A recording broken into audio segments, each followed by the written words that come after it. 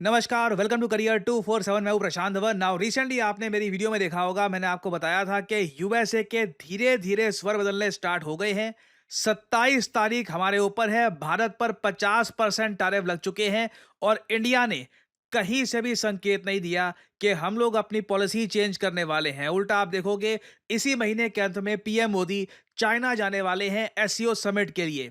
Russia से relations overall improve होते जा रहे हैं।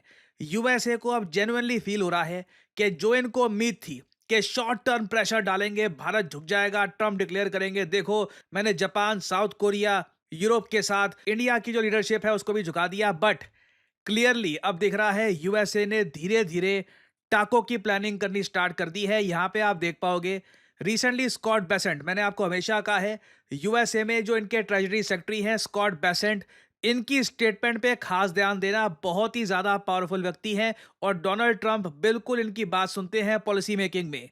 स्कॉट बेसेंट की वीडियो सामने आई है जहां पर एक रिपोर्टर ने इनसे पूछा कि भारत की तरफ से तो रिप्लाई ये आया है यूएसए को कि अगर आपको इतनी तकलीफ है ना कि हम लोग रशिया से ऑयल परचेज कर रहे हैं, तो हमारा रिफाइंड ऑयल परचेज करना बंद कर दो। Simple, it is as simple as that. अगर इतनी तकलीफ हो रही है तो हम कच्चा तेल रशिया से परचेज करते हैं, उसका पेट्रोल, डीजल, वेरियस और प्रोडक्ट्स बनाकर इंडिया की मार्केट में, यूएस की मार्केट में हम सेल करते हैं। अगर इतनी तकलीफ हो रही है तो उसको खरीदना बंद कर दो। स्कॉट बेसेंट ने इसका जवाब नहीं दिया, इसके बजाय ये बोलना शुरू कर दिया कि देखिए, इंडिया दुनिया की सबसे बड़ी डेमोक्रेसी है, यूएस दुनिया की सबसे पुरानी डेमोक्रेसी है और बहुत ही जल्द ये दोनों देश वापस इकट्ठा आ जाएंगे। It is bound to happen. हालांकि इन्होंने रुपी को लेकर एक काफी एरोगेंट स्टेटमेंट दी है जो मुझे पसंद नहीं आई पर्सनली। बट स्कॉट बेसेंट ने रिसेंटली बोला क्या है, ये जानना आपके लिए बहुत ज्यादा इंपॉर्टेंट है। It is really interesting. Now यहां पे आप देखोगे जो क्वेश्चन पूछेगी ना जर्नलिस्ट, इतना interesting. I am so happy आज के समय के ये सवाल यूएसए के मिनिस्टर से पूछा जा रहा है। Trump's 50% tariff on India kicking in today, weeks after adding that 25% penalty over India's purchases of Russian oil and weapons. Meanwhile, India is vowing to retaliate. India's foreign minister says if the U.S. does not like India buying Russian oil, it should not buy from India, Mrs.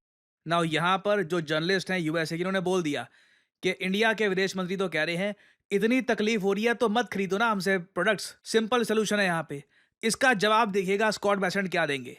Secretary. Your thoughts? Look, Maria, this is a very complicated relationship. President Trump and Prime Minister Modi have very good relationships at that level. And it's not just over the Russian oil. The Indians came in very early after Liberation Day to start negotiating on tariffs, and we still don't have a deal. I thought that we would have a deal in May, June. I thought India could be one of the earlier deals. And they've kind of tapped us along in terms of the negotiations.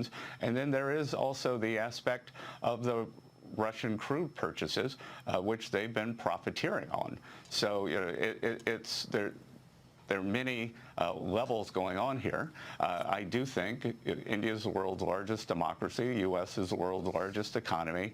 I think at the end of the day, we will come together. I think a lot of it by the Indians has been performative. But I will tell you, Maria, I've said this all along during the tariff negotiations. The U.S. is the deficit country. When there is a schism in trade relations, the deficit country is at an advantage. It's the surplus country that should worry. So the Indians are selling to us. They have very high tariffs, and we have a very large deficit with them. Do you worry that India is going to set? ना ये अगले सवाल में मैं आऊंगा, मगर पहले सवाल का ना जवाब तक नहीं दिया स्कॉट बेसेंट ने। जो अजय शंकर की स्टेटमेंट थी ना कि अगर इंडिया का जो रिफाइंड पेट्रोलियम प्रोडक्ट्स हैं नहीं पसंद आ रहे थे तो मत परचेज करो। इनको पता है इंडिया का जो ये पेट्रोलियम रिफाइंड प्रोड्यूस अगर ये परचेज नहीं करेंगे तो इनकी इन्फ्लेशन बढ़ जाएगी। चुपचाप इन्होंने पूरा क्वेश्चन ही अवॉइड कर दिया। इसके बजाय बोल दिया कि हाँ, अभी ट्रेड डील के बारे में बात हो रही थी, कर रहे हैं हम, अभी लग रहा था ट्रेड डील हो जाएगी, मगर इंडिया यूएस डेमोक्रेसीज हैं, दोनों इकट्ठा आ जाएंगे वगैरह। ये क्लियरली एक संकेत है, यूएसए को इस वक्त समझ नहीं आ रहा कि अब करना क्या है। इन्होंने प्लानिंग यहीं तक करी थी। एक्चुअली बाकी सब कंट्रीज में आप देखो ना, यूएसए को धमकी देकर इतनी सफलता मिली है। जापान को धमकी दी, जापान के वहाँ पे जो लीडरशिप है सब आ गई व्हाइट हाउस में।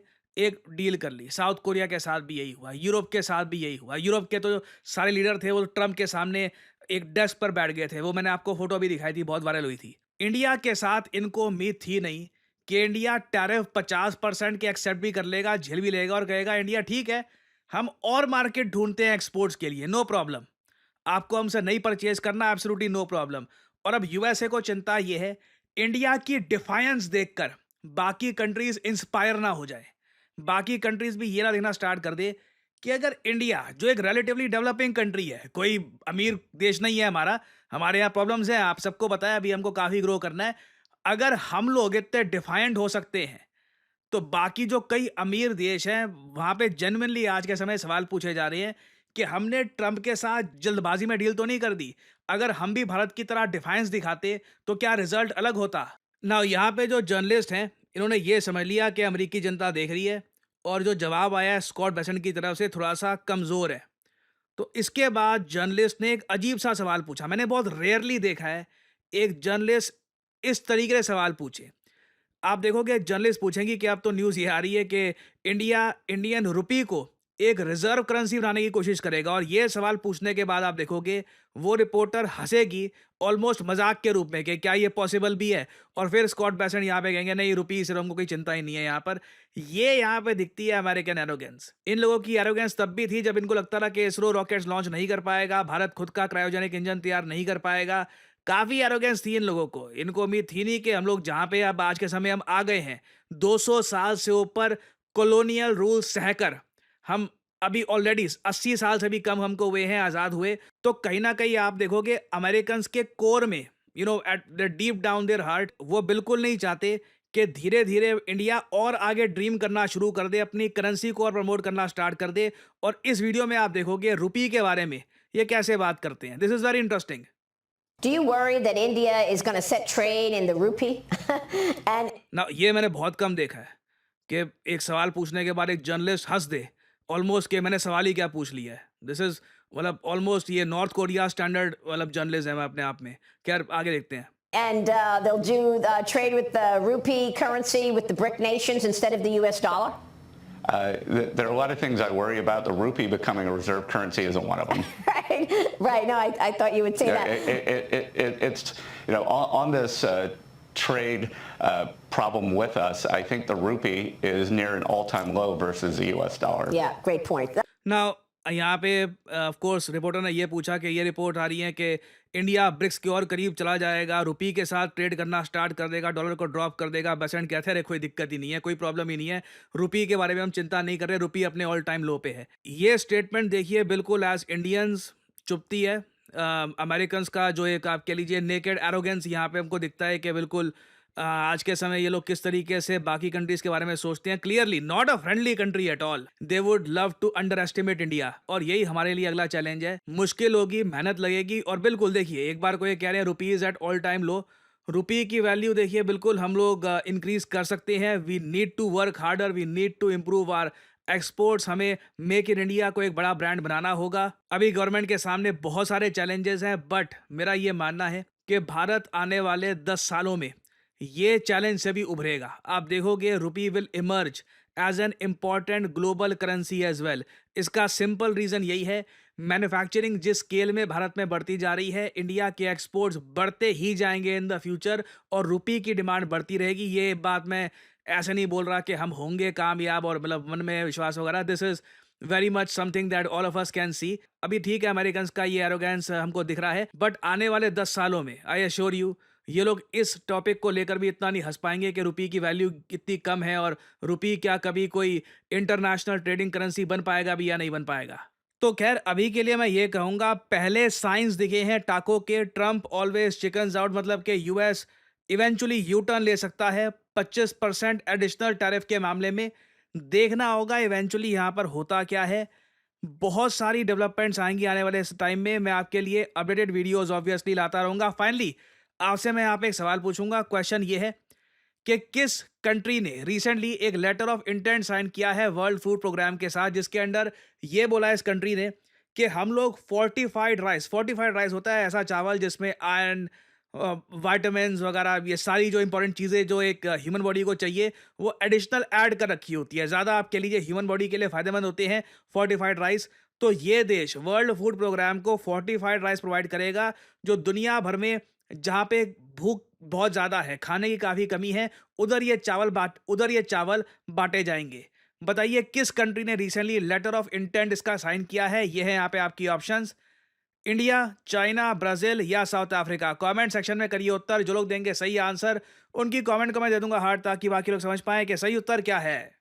और फाइनली आप लोगों के लिए बहुत ही इंपॉर्टेंट मैसेज। भारत को आज के समय चाहिए डेटा साइंटिस्ट। इसलिए आपने देखा होगा हमारे देश के आईआईटीज ने भी अब डेटा साइंस से रिलेटेड सर्टिफिकेट प्रोग्राम्स करने स्टार्ट कर दिए हैं। और इसका रीजन बहुत ही सिंपल है। ग्लोबल इकोनॉमी अब काफी हद तक डेटा ड्रिवन हो चुकी है। जब तक एक कंपनी के पास डेटा की प्रॉपर जानकारी है नहीं, वो कंपनी आगे तरक्की कर नहीं सकती। और इसलिए आपने देखा होगा ऑलमोस्ट हर स्टार्टअप आज के समय एक डेटा साइंटिस्ट चाहती है। और आपके पास मौका है इस इंपॉर्टेंट ग्लोबल इकोनॉमी में खुद के लिए एक करियर बनाने का, by becoming a data scientist yourself. As a data scientist पूरी दुनिया के दरवाजे आपके लिए खुले हैं। आप ICICI bank, American Express, Accenture, किसी भी कंपनी में काम कर सकते हैं, क्योंकि फ्रैंकली डेटा साइंटिस्ट की आवश्यकता हर जगह आपको मिलेगी। और करियर 247 आपके लिए लेके आया है हमारा flagship data science and machine learning with generative AI course. हमने स्पेसिफिकली यहाँ पर जनरेटिव एआई को डाला है, क्योंकि आज के समय बिना जनरेटिव एआई के डेटा साइंस और मशीन लर्निंग में आपको महारत नहीं मिल सकती। और इसलिए हमारा ऑनलाइन कोर्स चलेगा 6 महीने तक। यहाँ पर 260 आवर्स है लाइव क्लासेस की। यूजुअली देखिए क्या होता है, ज़्यादातर जो भी कोर्सेस ऑनलाइन है आज के समय, क्योंकि डेटा साइंस का कोर्स गूगल दे रहा है, हार्वर्ड दे रहा है, ज़्यादातर आपको मिलेगी प्री रिकॉर्डेड क्लासेस, और उनकी भी क्वालिटी इतनी अच्छी नहीं होती। वेयरएज़ जब आपको लाइव क्लास मिलती है, आप खुद ओपनली टीचर से बात कर सकते हैं, एक वेबकैम या फिर एक माइक्रोफोन के जरिए। आप उसी वक्त सवाल पूछ पाओगे कि सिलेबस में ये टॉपिक कब पढ़ाया जाएगा, आपको कौन कौन से टूल सीखने की आवश्यकता है, pandas, amazon web service, Jupiter, इन सब को प्रॉपरली आप समझ पाओगे। और फिर ऑफ कोर्स इस कोर्स के अंडर आप हमारे साथ प्रोजेक्ट्स भी करेंगे, जिससे आपको प्रॉपरली समझ में आएगा कि एक्चुअली स्किल्स का इस्तेमाल करना कैसे है। तो यहाँ पे आपको करना क्या है, सिंपली जो वीडियो आप देख रहे हैं इसकी कमेंट सेक्शन में जाओ। कमेंट सेक्शन में ये लिंक आपको मिल जाएगा एनरोल नाउ का। यहाँ पर करिए क्लिक, आपके सामने ये पेज खुल जाएगा। यहाँ पर सिर्फ अपना नाम, ईमेल आईडी, नंबर, ये सब डालिए। जो डिस्काउंट कोड है ऑब्वियसली ये डालिएगा PD10, क्योंकि अगर आप PD10 डालते हैं तो आपको एक सिग्निफिकेंट डिस्काउंट मिलेगा, जिससे आप अपना हार्ड अर्न मनी बचा पाएंगे। दैट्स इट, आपको यहाँ पर कर देना है अप्लाई। उसके बाद करियर 247 के कंसल्टेंट आपको कॉल करेंगे।